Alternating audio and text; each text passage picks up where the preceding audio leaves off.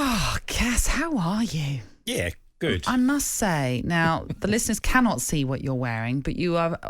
What do we call these type of hats? They're like the bucket. fishing hat. Yeah, A bucket fishing hat, bucket hat. Bucket hat. Oh, I've got to be careful I say I that. know, absolutely. It's a Euro bucket hat. You're bedecked in it because you were there. Yes. Were you happy to be there when you look back at that game? No, had a good night. It was good fun. Had a great position. You know, when sometimes you get and watch a game and you think, I was right alongside, I was in line with the Scotland back five. Yeah. I was absolutely dead level, so I could watch everything of every England attack and the way they defended. And I got to say, I thought Stevie Clarke got one over Gareth in the tactics yesterday because Scotland had a game plan, stuck with it. Never. I'm interested in listening to the comments there. Sol Campbell, Stuart Pearce, who's coming on later. Yeah. And talking about having that line and didn't really come out of it and did it brilliantly. I thought Grant Hanley played really well. Scott McTominay in the three on the right side did really well after a bit of a shaky start, but as he got going, he really grew into the game. O'Donnell was terrific because he had he struggled in the game against the Czech Republic. They defended brilliantly. They fought like no other for the game, which you'd expect in an England-Scotland game. Billy Gilmore got involved. And do you know what's really interesting? That when you have two club mates and they clash, and you don't see this on camera, but in midfield they were at each other. Who's and this? they're both obviously Mount. Yeah, they were for every tackle. It was like a reserve player thinking, I'm trying to get in the first team. And Mason Mount's in it. And it was a couple of times, not over the top, but they just clashed. I'm here, just let you know I'm here. And Gilmore really stood up to Mount, which I thought was fantastic to see from the sidelines, because you wouldn't have got it all on camera, but they were superb. Yeah, I'm sure there were little niggles going on that we wouldn't have seen on camera. Really absolutely.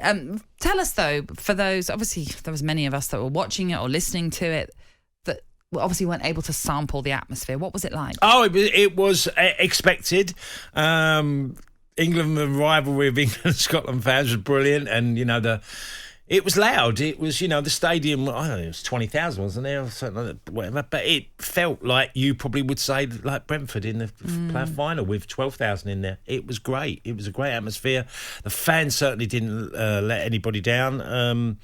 The game itself sort of grew because it was hard to play. It was the surface was so slippy. I was going to say, because it didn't stop raining all day. No. It was just hammering it down in London. And at points it was, torrential rain it fell. So, yeah, the surface was wet, slick. Just, planning over Shaw got on the ball a few times at left back and he's trying to clip it over the back line.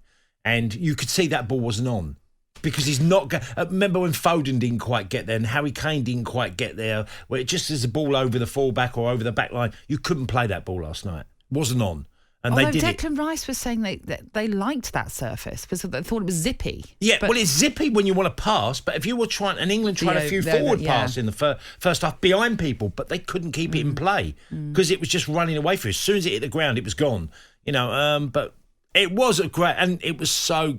funny coming out. I left Alpington, where he's via South London, just beyond South London, and there's lots of Scotland fans on the train station, and I'm thinking, well, this must represent. They must be doing this all around London. They must be getting on all these stations, and they were everywhere. And then I got in central London. I was there for all day from 12 o'clock onwards, and there were Scotland fans everywhere, and then the England fans sort of come out, and I know there was a bit of trouble, and hopefully it was only minor, but there was a lot of banter, and really good banter going on as well, even within the stadium, So, yeah. Tell me then, at the full-time whistle, when I was watching it, I heard, obviously, the cheers from the Scotland fans, but there were some boos. Were there boos that you heard audible? But no, yes, there were boos. England fans weren't happy, and they were quite vocal, and the clear... scapegoating was going on afterwards.